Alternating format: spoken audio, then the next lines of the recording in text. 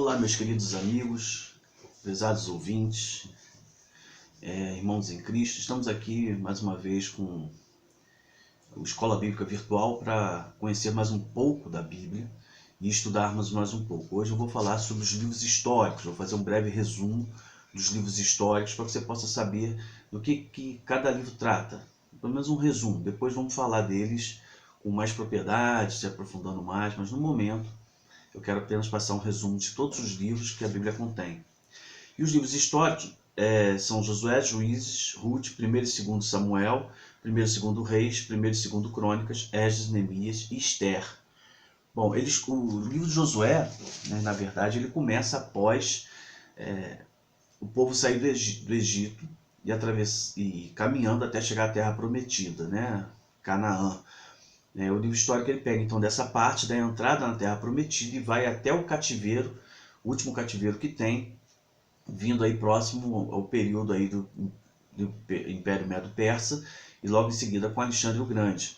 Então, é verdade, os livros históricos desenvolvem muitos outros livros, os profetas maiores, profetas menores, salmos, provérbios, tudo estão inseridos nos livros. E também eles vão ter tempos distintos, antes do cativeiro e depois do cativeiro. Na época de período que eles eram tribais, depois sendo uma nação, virando um reino, um único reino, depois sendo dividido, o reino do norte e o reino do sul, Israel e Judá, depois com o cativeiro, Israel, o reino do norte, ele vai se tornar mais para frente como povo samaritano, e o reino do sul vira os judeus. E aí vem logo em seguida vem o Império Macedônio, com Alexandre o Grande, depois Roma e o Novo Testamento. Bom, para que a gente possa conhecer um pouquinho, eu vou dar um breve resumo deles então. O livro de Josué vai ser o primeiro livro do Antigo Testamento que vai surgir com o nome do personagem, do servo de Deus, como sendo seu autor. Depois eu vou falar sobre cada livro para que possamos compreender. Josué, ele vai ser o sucessor de Moisés e vai assumir a liderança de Israel. Isso já vem desde o livro de Números, dizendo que Deus já tinha separado ele. E o nome de Josué significa Deus é Salvador, a salvação de Deus. Então vem essa ideia de salvação, da salvação que vem de Deus. Ele vai contar a história do povo se preparando para entrar na Terra Prometida, que é Canaã, a terra que Deus prometeu a Abraão, e vai narrar a travessia do Rio Jordão, a tomada de Jericó e algumas demais batalhas que vão ter ali com os povos para tomar a Terra Prometida, a conhecida e famosa batalha quando se diz que o sol parou, e vai terminar aí com a divisão das 12 tribos de Israel dentro da Terra Prometida, tendo cada um tomando a sua posse, e a morte de Josué. Então esse livro vai pegar todo esse período aí, e nessa divisão das 12 tribos é que vem o livro de Juízes, que é logo após Josué. O livro de Juízes, o nome já diz, são os juízes que existiam ali naquela época. Por que juízes? Porque você tem que tirar da ideia que tudo que você conhece hoje como bairro, comunidade, cidade, tudo, são tribos. É como se fosse naquela época antiga de colonização, onde vinha uma família e colonizava um determinado lugar, e ali começava a crescer pela família. Então, o livro de Juízes, ele narra assim, são os líderes das tribos de Israel e que eles vão começar a exercer funções de juízes. Tinham locais que eles ficavam parados e eles ali exerciam sua função, ouviam os casos e estavam resolvendo os problemas. A ênfase do livro de Juízes, a ênfase que é dada, é quando o povo se afastava de Deus, que vinham as opressões, e quando o povo se aproximava de Deus, vinha então um tempo de bonança, de paz, de prosperidade. Então, o livro de Juízes vai mostrar muito sobre isso. E tem 3 juízes muito conhecidos. Sansão, que muita gente não sabe que era um juiz, Gideão, que vai vencer uma batalha com 300 homens, e Débora, que vai vencer a batalha também, porque Baraque não quis ouvir a sua palavra. Então, o livro de Juízes vai ser assim. Logo após vem o livro de Ruth.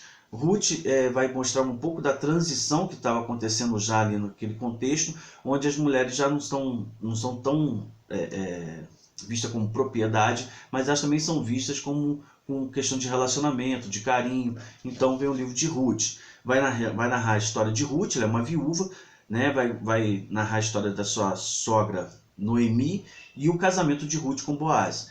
Então, e mostra também um período de fome que o povo passou, quando eles saíam, como é que o povo tratava e como é que estavam resgatando essas pessoas, mostrando que eles tinham compaixão com o seu povo, com os seus parentes consanguíneos. Né? É uma linda história de relacionamento entre Ruth e Noemi, né? Mostrando que, apesar dela ser sua nora, ela era tratada como filha. Muito, muito bela a história de Ruth. Depois vem o primeiro e segundo livro de Samuel. Primeiro e segundo livros, né? Então, é primeiro e segundo Samuel, que nós mais conhecemos. Primeiro e segundo Samuel vai começar no final do livro dos Juízes. Eli e Samuel serão os últimos juízes, e também exercendo a função de profeta. Samuel exerce a função de juiz, profeta, e alguns dizem até que ele exercia a função de rei, dominando o povo ali, né? E vai mostrar então através do início do ministério de Samuel, quando sua mãe estava grávida, e depois quando ele vai, desde os 9 anos, trabalhando já para servir a Deus. Vai contar a história do início da monarquia, Salomão sendo o primeiro rei, Saul sendo o primeiro rei, depois vindo Davi, depois Salomão, e a divisão dos reinos, né? Reino do Norte, Reino do Sul, e aí começa a história deles. Nesse período de Samuel já vem alguma coisa de crônicas, no livro de crônicas também aparece um pouco de alguns profetas, e a gente consegue compreender também os salmos, então dá para a gente ter uma noção melhor. Já no segundo livro de Samuel, ele vai começar logo após a morte de Saul, que é o término do primeiro livro de Samuel, e ele vai mostrar o reinado de Davi. No primeiro livro de Samuel, vem toda a perseguição de Saul em Davi, vem mostrando que Deus ungiu Saul, mas por ele desobedecer a Deus, Deus tirou a sua unção. Depois eu vou explicar para vocês um pouco sobre unção, o que é unção. É muito importante de entender dentro do contexto bíblico. E depois vem Davi também é ungido por Deus para ser rei, e ele só vai assumir o trono após a morte de Saul. Vai mostrar o pecado de Davi, o seu arrependimento diante de Deus, que vai determinar vai colocar o nome de Davi como sendo um homem segundo o coração de Deus, pelo seu arrependimento profundo.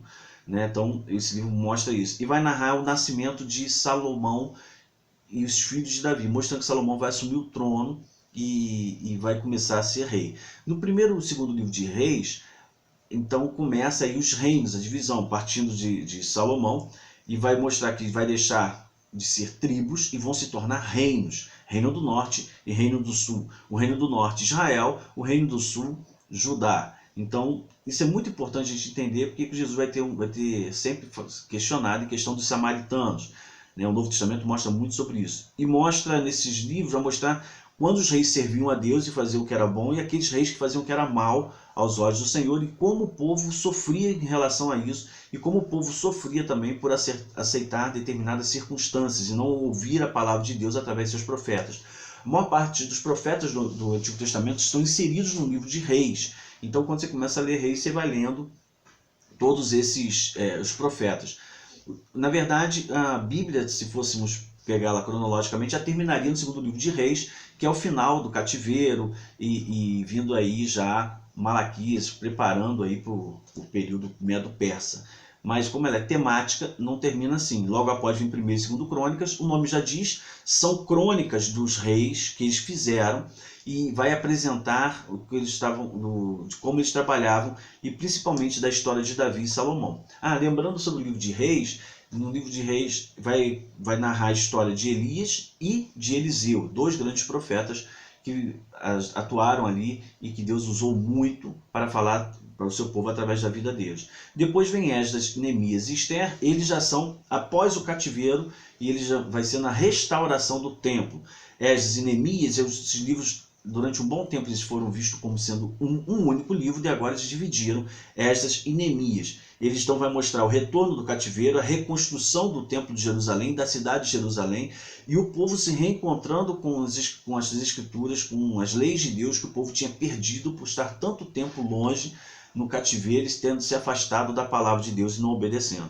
Ao final, o último livro histórico é o livro de Esther, que também faz parte dessa restauração, desse retorno ao cativeiro, vai mostrar como é que viviam os judeus no período do cativeiro, nesse período de transição, onde estavam sendo permitidos voltar para Jerusalém. Então ele vai falar bastante como o escravo vivia, vai mostrar